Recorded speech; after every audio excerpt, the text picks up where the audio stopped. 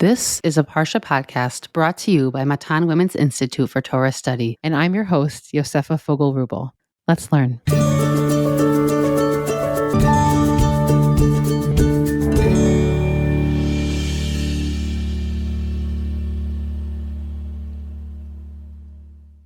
Welcome back to our Breishit series, These Are Our Heroes, where we're exploring with our guests a central figure from each Parsha, asking them what is meaningful, inspiring, powerful, challenging, and thought-provoking about their behaviors.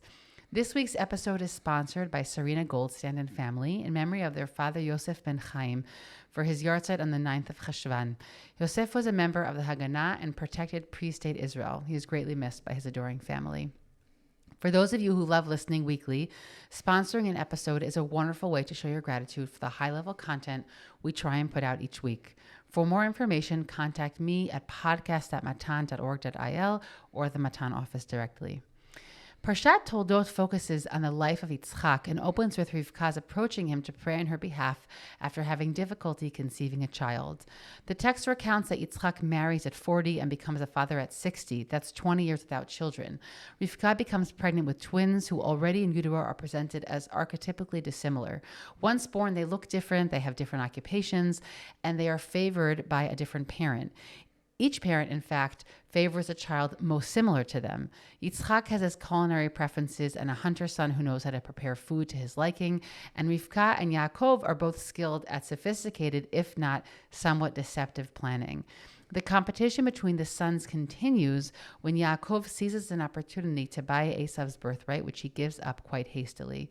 The stories after this, famine in the land, wife as a sister, in many regards repeat and continue the legacies of Avraham. We will unpack these stories today.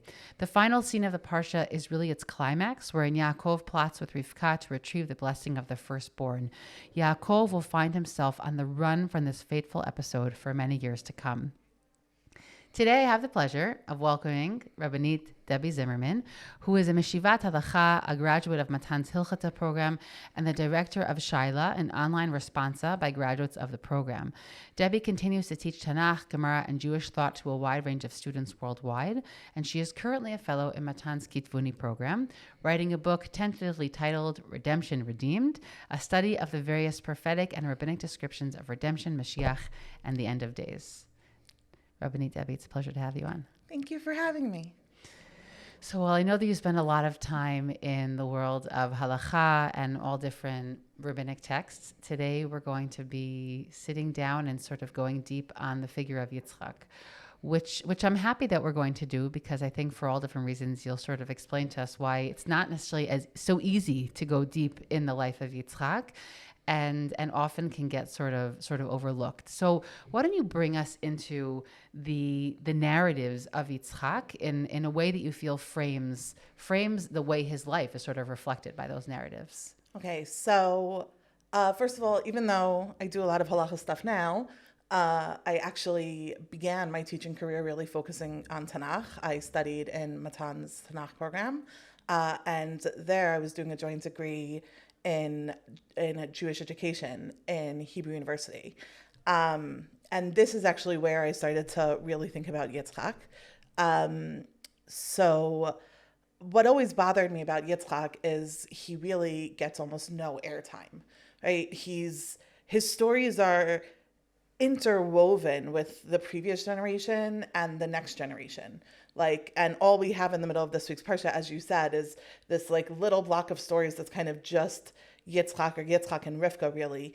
And there he really seems to just be doing stuff that Avraham does. So much so that people tend to have this idea. They're like, oh, since Avraham was a trailblazer, Yitzchak needed to basically just be a bit calmer and re-walk the path that Avraham already walked in order to entrench it and make sure that this path was there for the children, right? A revolutionary after a revolutionary doesn't work.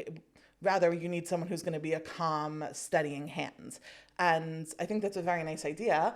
I think it's a little lacking, though, because it really doesn't explain why we have so little about Yitzchak. And does he really not deserve a little bit more? He's one of the Avot. And when I was at Hebrew University, I came across the writings and the teachings of Dr. Michael Rosnack, who is, for people who know, Professor Avraham Rosnack's father was, passed away a few years ago. And he has absolutely wonderful books and articles on philosophy of Jewish education. And one of the ideas that he talks about there is he talks about how to teach values. And he develops his own system of teaching values. And what he says is, his idea is that when you have to make a decision between good and bad, between should I be nice or should I be mean, right? Should I, be kind? Should I be cruel? Should I lie or should I tell the truth? Right? Those are easy decisions. You know which one is right. And the decision isn't hard. It's the follow through that's hard, right? You have to have the willpower to overcome the worst parts of your personality. But the really difficult decisions are not when we have to decide between a good value and a bad value, but when we have to decide between two good values, what value to prioritize, when there's gray involved. He brings the example of should we tell the truth or should we spare someone's feelings, right? So, which is a great example. And I think the example actually, he says it can be used as an educational framework, which I firmly agree with. And I really do see a lot of the stories, particularly some of the really gray stories of Yaakov when you question his behavior. Often if you look at it as there's no fully good choices, but he has to choose between, something's going to get left behind. It's not an ideal world. So it's a really nice framework to try to understand what's happening. But when you get to Yitzchak and you start looking, what I started realizing was Yitzchak doesn't really have these conflicts. He seems to almost be above them. And so whereas these stories with Avram and Avimelech, Avram's wife getting taken, there's so much time dedicated to them because there's so much of this conflict, right? Do I lie about my wife or do I let myself be killed? Whereas when it comes to Yitzchak, it seems like he doesn't have the conflict. And in the beginning, I'm like, that's great. Why don't we talk more about this person who seems to have figured life out? Until I realized that that's kind of boring. Like, we can't learn from that. If Yitzchak is, and I really do read Yitzchak as coming from the background of being willing to sacrifice himself at a young age, whether he was in his teens or in his 30s, that's young. And he went up on the altar and he was willing to sacrifice himself. And according to some midrash, he did sacrifice himself. Yeah. And he went up to heaven afterwards. So when you read Yitzchak as someone who's kind of living in a more ideal world and seeing beyond the gray and really able to see things in black and white, even though that's not the world that we see, all of a sudden you realize that, well, maybe this is why we don't hear much about Yitzchak, because we can't relate to his stories. Not just that they're not interesting, but we really can't relate to someone who sees things so clearly. Right, that's so interesting, because it kind of presents, as opposed to looking at Yitzchak as sort of like the lagging behind patriarch, which is the first prism that you quoted in the name of others, it presents him as the patriarch who actually transcends a lot of these kind of conflicts, which is a really fascinating way to look at him. I think we all wonder how the Akedat Yitzchak story impacts him. And because we have so little to work on, it's really mostly conjecture. Like we really don't know how that impacted him. But it could be, I think that's such a powerful frame, that he sort of, his whole personality gets based in a moment where there isn't debate about what the right thing to do is.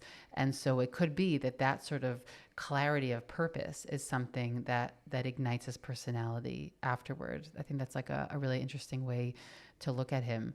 I think also there may be something about his personality that doesn't attract conflict, meaning it could be that this is what sits, but we all know people. We know people who have personalities, or it's something in their energy, or I never know exactly how to pinpoint it, that like attracts trouble, that attracts complexity and conflict, and there are other people where that's just not, it's not their story in life.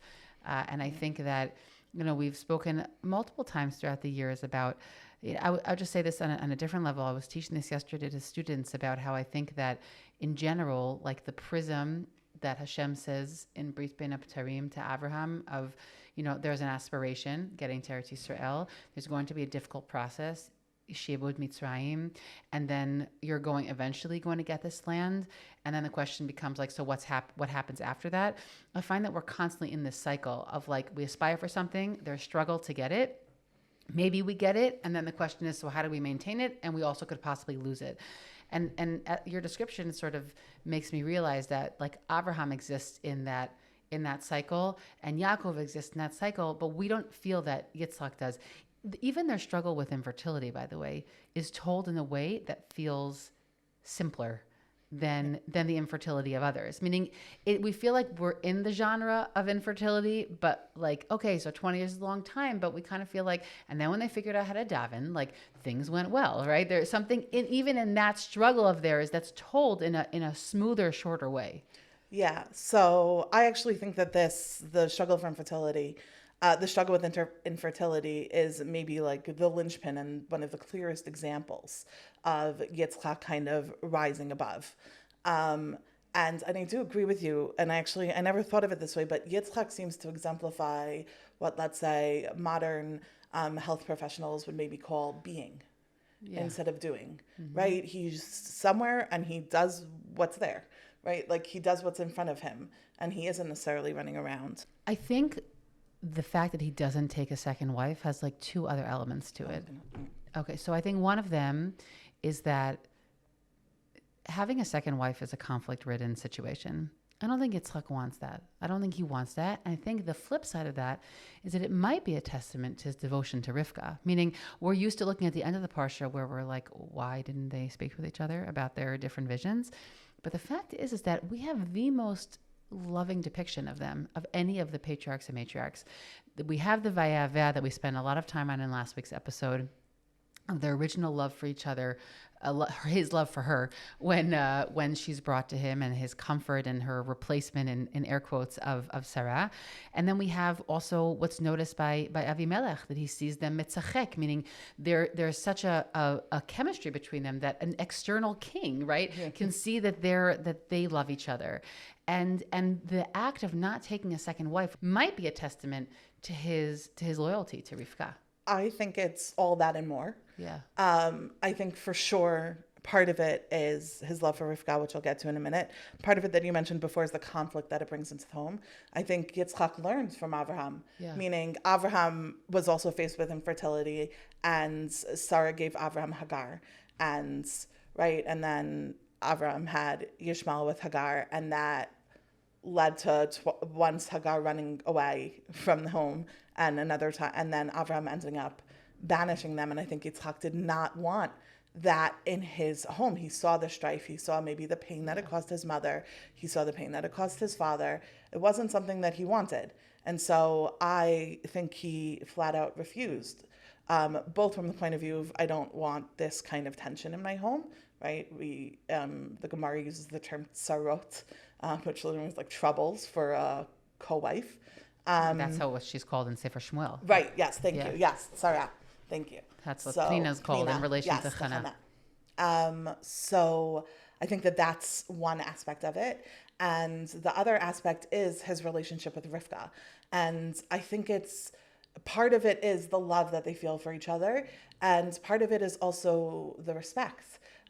So there are commentaries, there are midrashim that say that Yitzchak insisted that it be Rivka. He basically, it's like he's playing a game of chicken with Hashem, kivyachol, as if you could say, but he's basically saying, you promised me I'd have kids? Well, I'm not going to be with anyone else. So if I'm going to have kids, it's going to be from Rivka. Mm-hmm. So that's the word vayater Yitzchak LaHashem, right? That Yitzchak, we generally interpret this as prayed LaHashem, lenochach ishto, right? Which we normally say is in the presence of his wife, right?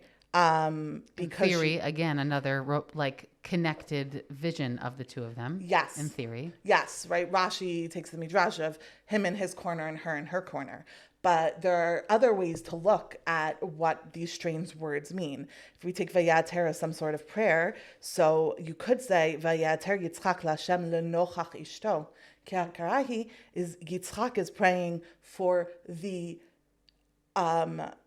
participation of his wife because she's Zakara, meaning he's praying for her to be nochachat, for her to be present in his children's lives, meaning she's part of the process, right? Which is something that Avraham never did for Sarah. Yeah. And something that some Parshanim even put in, right? Some commentaries even put that in Sarah's mouth, like, why did you pray for me? Mm-hmm. And when Rachel goes to Yaakov and says, give me children, Yaakov says, am I God that I didn't give you children? Meaning Yaakov's like, Yaakov seems to be saying, I have kids with Leah. This is a you problem, to be very harsh. And I don't think that's all that it is. But here, Yitzchak, again, above it all, Hashem promised me children. I married Rivka. It's coming from her. That's it. Mm-hmm. There's no other way. So Vayater, which we say is prayer, it's interesting because then the Hashem answering his prayers is Vayeater, right? Which is like God answers his prayers, which is very strange. So there's a lot of different explanations for what Vayeater is. One of the explanations is that it's, often people think that an atar is a pitchfork. It's not a pitchfork. I looked this up. It is a gardening fork. What's the difference? A pitchfork pitches hay, right? It loosens like hay. A gardening fork is meant to dig into the ground and overturn tough clods of dirt. And so what we're saying here is Yitzchak basically like dug down. One of the images is underneath Kisei HaKavod, right? Underneath God's throne, like basically almost undermining, right? That's really the word, what Hashem's plan could have been. And Hashem therefore had to overturn maybe what his plan was in order to answer Yitzchak. So there also might be a female image here of like unclogging things that are clogged, meaning like they're like this image that something inside is blocked. It's like we have the Vayisgoret Rachma for Leah after her first 4 kids. Like maybe there could be an image here of that, of like loosening up something that's become tight and not like a conduit. Interesting. Yeah. And I think that this image is even stronger. A lot of Parshanim kind of indicate, I'm saying this in a very crass language, making it sound like Yitzchak forced Hashem to do something, which obviously is not really possible. But one of the Midrashim talks about this and says that what's this Vayater that Yitzchak has been praying for 20 years. It's not the first time that he's davening, but after 20 years, he took Rivka up to Har HaMoriah, where the Akedah was. And he davened there and he said, this woman's gonna give me a kid. Basically saying like, it's this or nothing, right? Like basically saying, I will sacrifice my future. I will sacrifice everything for this one. Like, this is it. Well, he takes her to the place of sacrifice. Yeah. Meaning, according to that midrash, he's returning to a scene of his youth, right? And it's almost a little bit like his chut avot, like meaning I was here, like I did this thing for you, and now do this thing for me. Like that's a nicer way to look at it. I see it as like Hashem says, right? Ki bi Yitzchaki karei lecha zera, and Yitzchak's like, look, like either we both, like, who's gonna die on this hill, right? Like, this is something he was willing to. It's this or nothing, all or nothing. Yeah. But again, it's this very devoted picture. Like if we're thinking about our portrait of Yitzchak at this point, he's really devoted to the case of his family. And I think there's also something about it that he's just not willing. He's not willing to shift that family structure. And I think that goes back also to this piece about him being sort of our calm patriarch about, and going back to the original question about why there's less writing about him, because I know recently I was speaking with someone and she was saying to me that she went through like a very significant therapeutic process for her. And she said, I used to write all the time because writing was my way of like bringing myself back into balance. And then I started feeling really good and I didn't really write anymore. And there's something about like chaotic energy that can produce a lot of of creation. But when you're not of that chaotic energy, and for some people that also might having like a home structure that they're devoted to staying balanced in whatever that structure looks like, that also might sit at the root of this whole like, sort of calm Yitzchak piece. Right. And Rivka's a big part of that, V'nachem, right? Yeah. These are like the main stories we have about Yitzchak. So I'm curious, what are some of the truths that you feel come through in these episodes about Yitzchak? Right. So if we kind of go in first and we start with comparing to Avraham. So when we compare to Avraham, first of all, there's a Rav here. There was a Rav in the time of Avraham. Avraham went down to Egypt, right? Yitzchak, we see, goes down, right? It says, Vayelch Yitzchak el Avimelech melech Plishtim Gerara. So Yitzchak is on his way goes down to Gerar, to the Plishtim. And then Hashem appears to him and says, don't go down to Egypt. And I was always like, but he wasn't going down to Egypt. He was just going to Gerar. And so this leads some commentaries to say, oh, well, he was just taking his leave of Avimelech because they have this, and he was on his way to Egypt. But the Torah knows how to tell us someone's on their way to somewhere, right? With Terach, when Terach and Avraham leave Or Kasdim, it says they started walking towards Canaan, and then they got as far as Haran, right? So the Torah doesn't tell us. So it's almost like Hashem's telling him something he already wants to do. He wants to stay there. So that's the first part. And then the next aspect that we have is this idea of what happens when they ask about his wife, right? So Yitzchak is in Gerar, and then it says the place asked about his wife. So as opposed to Avraham, where Avraham and Sarah had this plan from the beginning, you're going to say you're my sister, right? Which, by the way, I think it's very clear that Avraham never thought she would actually be taken. He thought he'd have time to, kind of decide who the husband would be, right? Let's not think that Avraham was like, oh yeah, my wife can be assaulted as long as I'm safe. That's not what was going on. But for Yitzchak, so it's only when he's confronted that he goes, oh, she's my sister, right? And then nothing happens. Right, which is also like, why does nothing happen? Why don't they take her? So part of that is probably like, wait a second, his father came and said someone was his sister and she was his wife. Maybe let's not take her, right? So Avimelech, it almost seems like he's kind of spying on them to see, and then he finds out. So then, and he sees them mitzachek, right? Yitzchak is mitzachek, which is also just beautiful. By the way, Yitzchak, this is another aspect. Yitzchak is the only one of the avot that Hashem decides his name before he was born, and he's unchanging. Yeah. As opposed to Avraham that changed his name, and Yaakov. Again, the stability of Yitzchak. Yeah. But it's so interesting because you're saying that there's like the skeleton, there's the frame of the conflict here, but the conflict doesn't actually happen. Like she doesn't actually get taken. Yes. So it's like everything is sort of toned down, is pulled back in this episode, meaning he doesn't leave Israel, which is also part of like this personality of his that's, let's keep the equilibrium. Let's not shift environments. We're going to stay relatively in the same place and similar climate. And God sort of reinforces this idea of you're not the person who's supposed to leave. Yeah. And then he sort of relies, I think he's relying on a plan. I mean, I know it doesn't say the plan, but I think he's relying on a plan that they knew about, like meaning this was like a family story. If you go somewhere where you're worried about your wife being taken, then you say that she's your sister. See, I meaning, yes, it's the family plan. It's the default. I really think he didn't expect it. Again, I think that part of the minus of Yitzchak is maybe that he doesn't always, he sees the world in a more ideal way. And so maybe like he's like, it'll be okay. He doesn't assume conflict. He doesn't assume conflict. Yeah, and that's actually why it's so interesting, because when Avimelech calls Avraham and says, why did you do this with us, right? So why'd you do this to us? Why'd you say she's your sister? And then Avraham basically starts out, I thought there was no Yirat Elokim. I thought there was no morality in this place, no fear of God. And then he continues on and on and on. He spends 3 psukim explaining to Avimelech why he did this. What does Yitzchak say when he's confronted? 5 words. Ki amarti pen amut aleha. I said I would die before her, right? I said, you were going to kill me for her. Right? So, and then Avimelech goes on, what did you do? Right? Someone almost slept with her. You almost brought guilt. And Yitzchak doesn't answer. I said my piece. I thought you'd kill me. So I said she was my sister. That's it.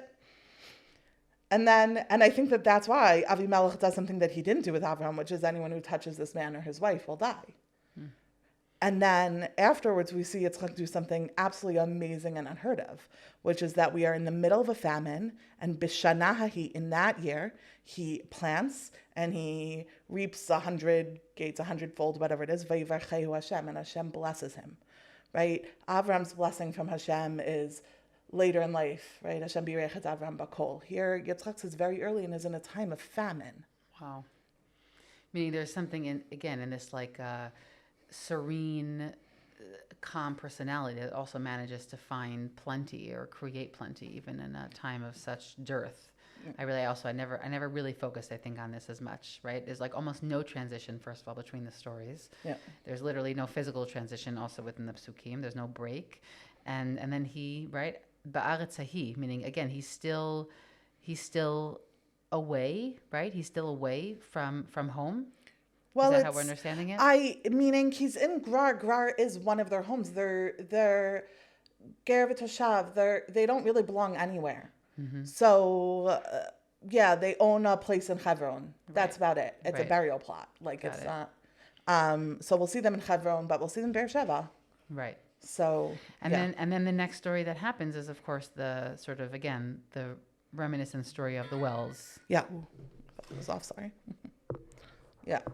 So what do we see about? Wait. So I do want to say before the wells, because this is also very interesting, is that so we have the story of the wells that Avraham dug, also, and Avimelech kind of says, "Get out of here, right? You're just too plentiful for us." And again, right, and it's not the get out of here. Avraham had to get out of here. Wait, stop for a second. I want you to start again because I didn't give you a good intro, and you want to say something else, and there was a phone. So let's do it again. Yeah. So the last thing we had said was that he manages to find plenty in, in this. Go take it wherever you want. Okay, so in addition to finding plenty, we then have a story that goes back to those wells that Avraham dug, and Yitzchak again is once again redigging. Right, he's going into the path that Avraham already did, and that's the Vayater also. Yeah, that's that digging again, and he digs these wells. But beforehand, we have Avimelech kicking him out and going, "We don't want you here." Right? So he's still in the area of the Plishtim, but he's probably not, near the city and near Avimelech because people are jealous of him. Yeah. And so, which also seems why, we're in the middle of a famine, and yet you're filling up wells with dirt. That's crazy. Mm. But apparently it seems to be that's, based on the jealousy. And therefore, Yitzchak basically starts going around, starts looking for more sources of water, more sources of bracha. By the way, right? He and Avram, they're supposed to be a bracha for the people around them. And so he begins not by looking for his own wells, but by redigging those of Avraham. But then he continues and does more, right? So, and one of the things that happens in the middle of the story that we often forget is there's a very strange line in Perek Vav Pasuk Kaf, so 26:20, where it says, "Vayerivu ro'ei Grar im ro'ei Yitzchak." So the shepherds of Grar fight with the shepherds of Yitzchak. And that should bring us back to the aftermath of the last famine, which is after Avraham and Lot get back. V'hi riv bein ro'ei mikneh Avraham uvein ro'ei mikneh Lot. That there is a fight between the shepherds of Avram's flock and the shepherds of Lot's flock. And that is a two-sided fight. It's a bain. It's a riv bain. Avram is fighting with his nephew. Whereas here, Yitzchak does have some sort of conflict, but actually he doesn't start. It's the Ro'ei Grar fight with him, fight with his shepherds. Again, he's not the conflict starter. Yeah, and it's not even Bane. Yeah. He doesn't continue it either, and it's not a family member. Yeah. But also, there's no, you go here, I go there. There's no trying to resolve it, right? Yitzchak just moves on. They call the bear Sitnan. It seems like he gives it up and lets it, and he goes and he's like, okay, I'll do it another well. Right. And there he goes, and there he calls it Rehovot because that one seems like it wasn't fought for. And then Hashem appears to him again. Right. It's not that he's passive in the way that we're presenting it. It's just much more that he's not driven by conflict, nor does he want to get involved in it. And so they're messing things up. I'm going to go find something else. And because he has this sort of blessing, this ability to create blessing in a place where there's a real dearth, that he just is able to, okay, I'm going to move on and do something somewhere else. Again, it's this personality that it's not a centrifuge that pulls in it things that are complex. And then that seems to be why eventually, like, Hashem comes and gives him another blessing, and then and he builds him his mizbeach, and right afterwards, Avimelech goes back to him, because Avimelech kicked him out because they were jealous of him, and now he goes back, and he comes back, and also, and he speaks straight. Why are you coming to me? You hated me. You sent me away, which is, you never hear such plain talk with a king. And they're like, oh, no, we saw that Hashem is with you, right? So now we want to make this covenant. I feel like also what we're really seeing here is that Yitzchak he succeeds in what it means to be a patriarch by example, meaning it's not about his words necessarily. It's not about his oratory skills, but there's something in, we spoke about this a little bit last week, that Rivka has like a way about her that she's like, that's a daughter of Avraham Avinu. Like there's something about Yitzchak, which is I think what a lot of us really strive for, is that we want to be a dugma yishit, and he manages to figure that out. Like I'm going to succeed.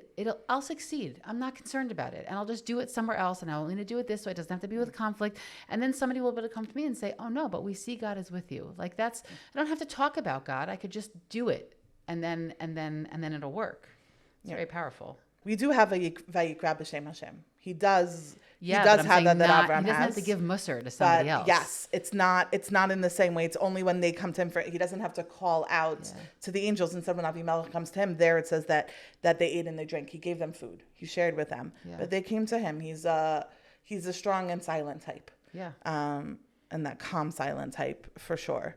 The final piece I really think we should think about is this relationship between him and his children, right? Which in the beginning, in this parsha, we have both their birth, which again was in Kafeh, the parak before the one we just discussed, and then obviously the last parak, which discusses the stealing of the blessing story, and again, I think how we often tend to present this dynamic is that, well, it's really chaval that Rivka and Yitzchak don't seem to communicate with each other about who they think is the one who's supposed to carry on the family, and also we have like a certain like internal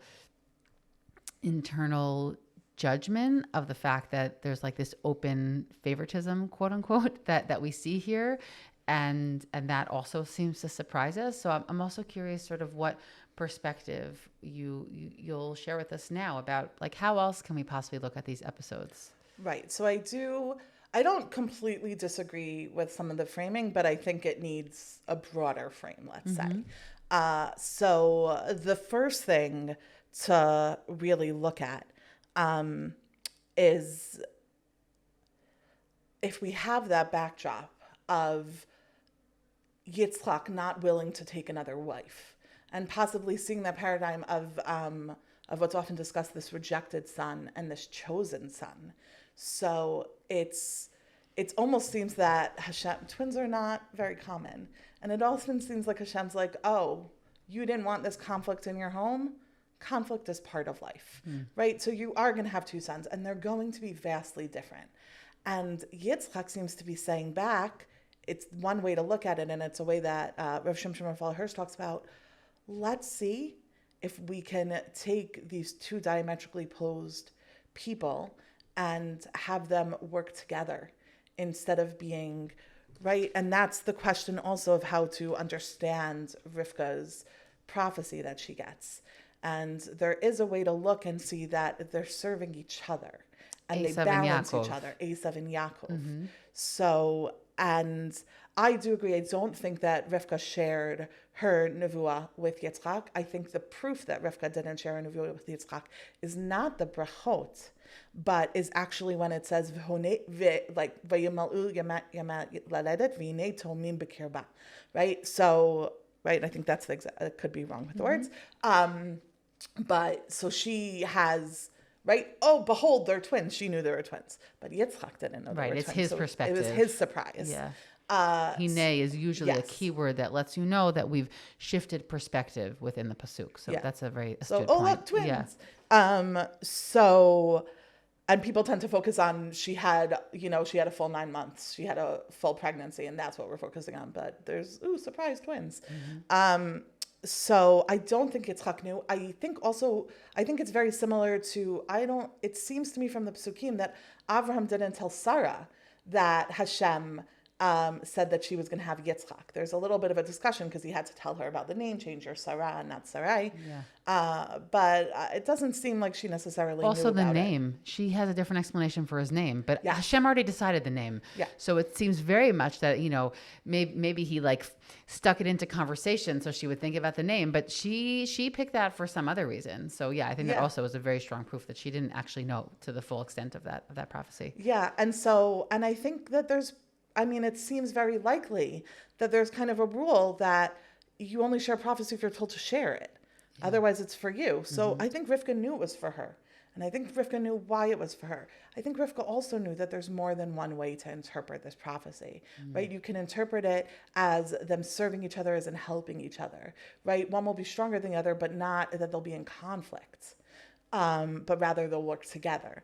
So, and so when we get to their different personalities, right, and we see such different personalities, and for sure, there's no way to say that someone who is a hunter is someone who is positive in Torah.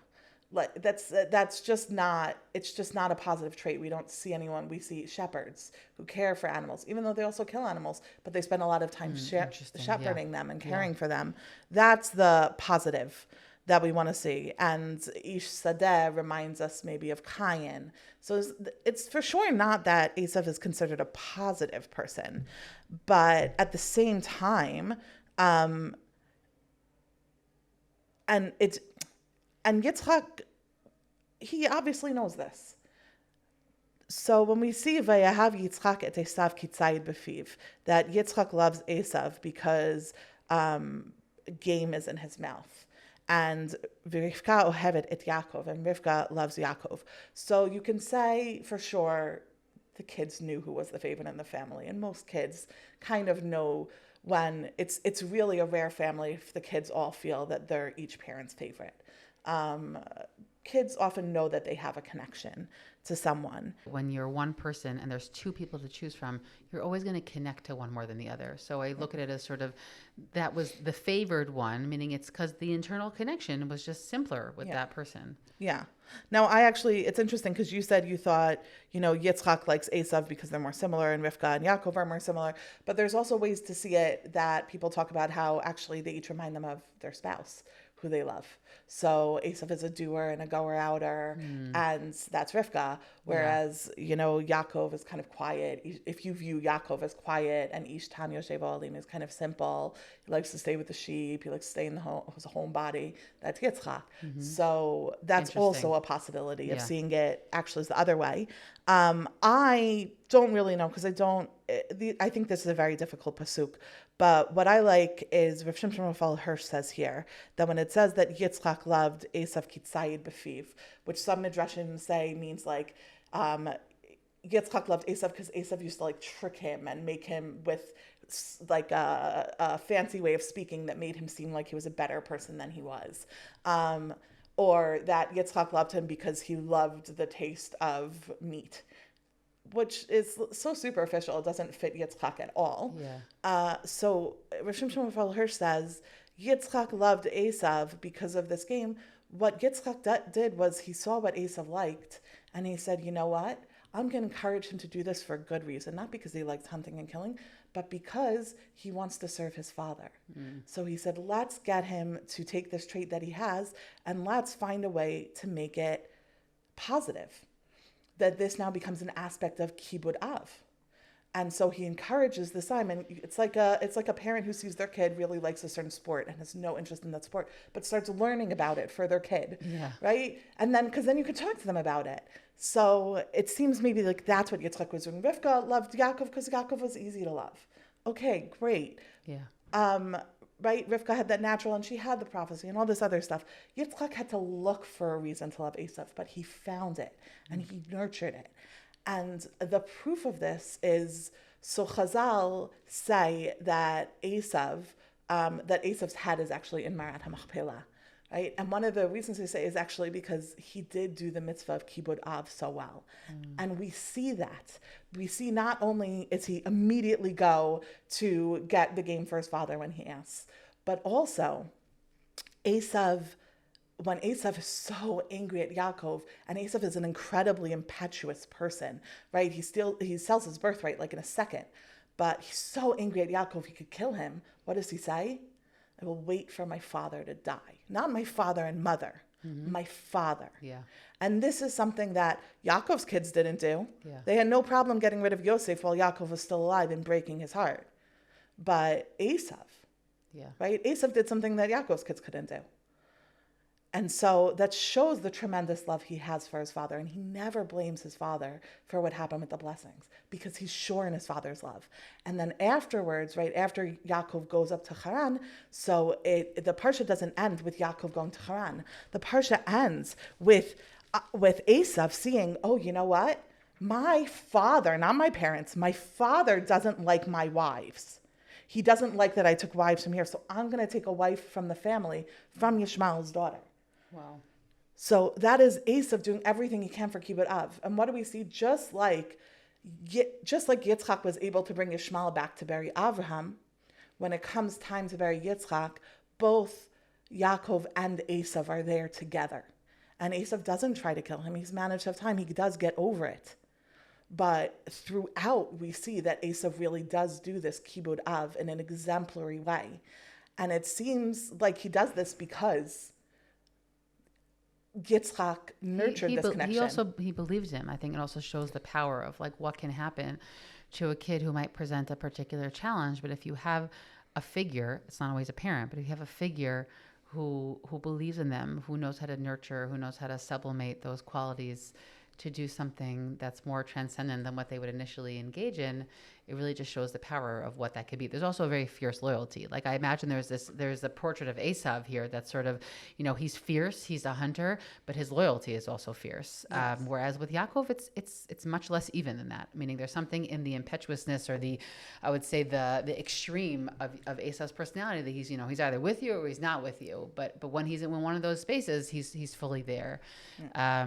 And I think that's a powerful piece. I think it also raises this question that we spoke about earlier between us before we started recording, of this question of, what might have happened with Esav if he had stuck around. Yeah. So Rav Shimshon Raphael Hirsch is a theory that Yitzchak's plan was for Yaakov and Esav to work together. So he was going to give Esav this blessing of material wealth, which he thought Yaakov wasn't interested in.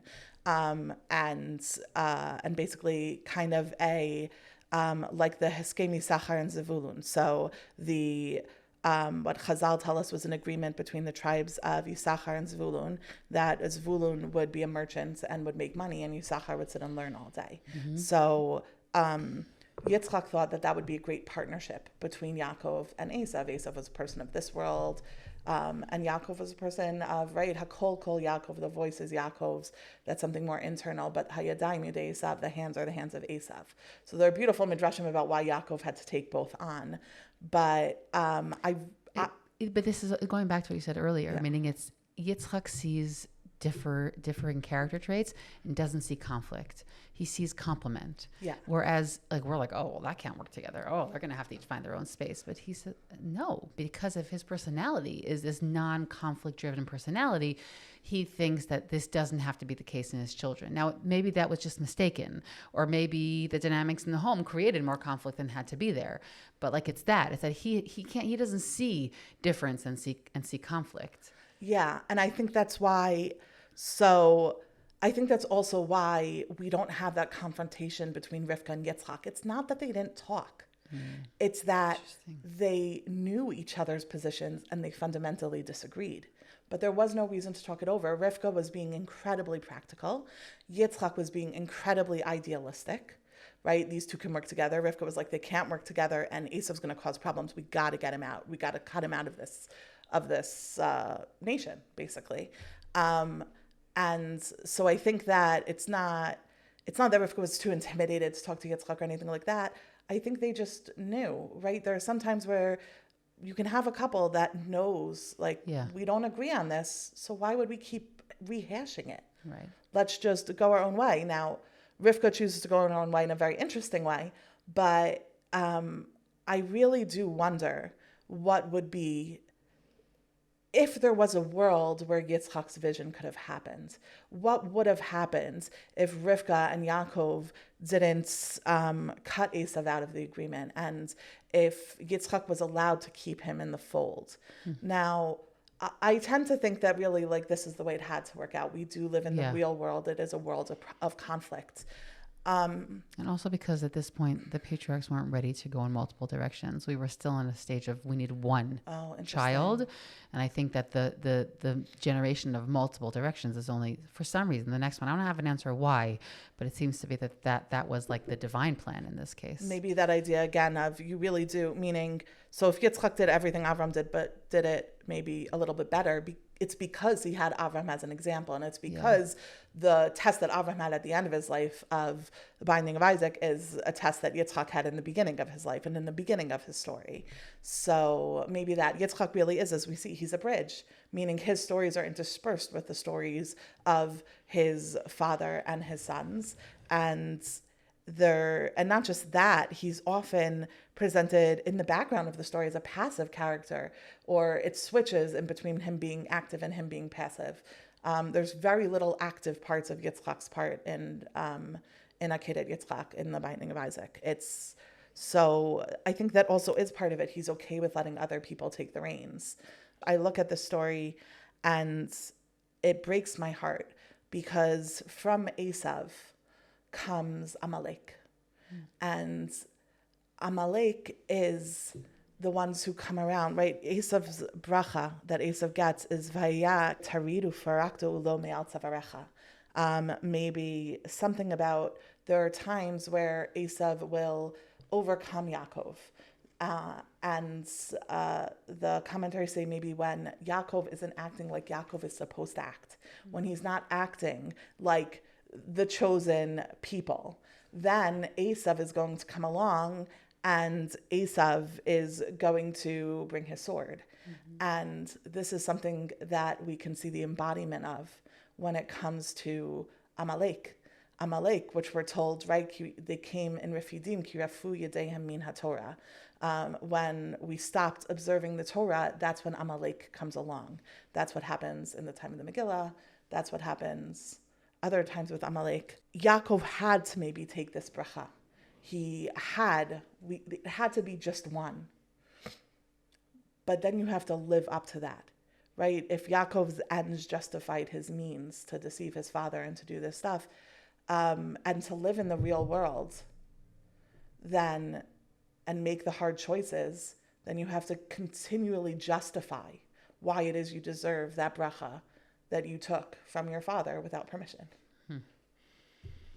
Right, and it leaves you sort of constantly vulnerable, because we're going to be human and we're going to slip up to this Esav / Amalek paradigm, right?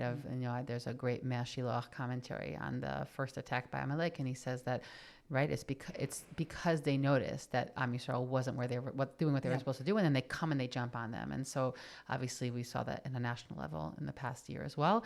But like that's the trait of Amalek. That's a trait of that brother who's been sort of slighted.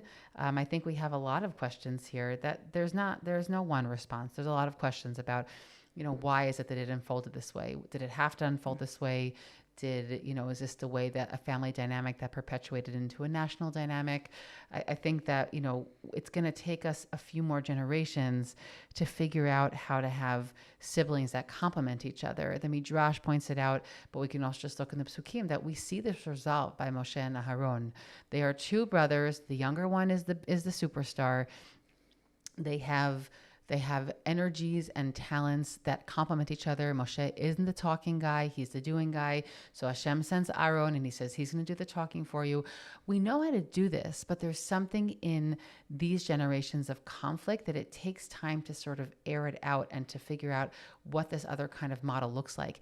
Yitzchak, in the way that we presented him today, is kind of this, he's a little bit almost like a glimmer of hope, in that he's not really in conflict and he really loves his wife and he doesn't want another wife, right? And he gets his promise and things are challenging. He's relatively young in comparison to when Avraham's chapter starts working out of his life, meaning it's like relatively less painful. It's going to be way less painful than the stories of Yaakov that we're going to, embark upon.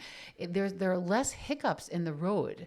But then the story of the sons, we feel like, okay, there's still tikkun left to do, because in the way that it plays out with the children, we haven't yet figured out how to have different that can be complementary. And like, that's going to be the road ahead of us throughout the rest of Breishit, is how to sort of iron out that wrinkle of how we can have these different energies and figure out ways to make them work. I feel like we see it between Yitzchak and Rivka. We see their different personalities and how they complement each other.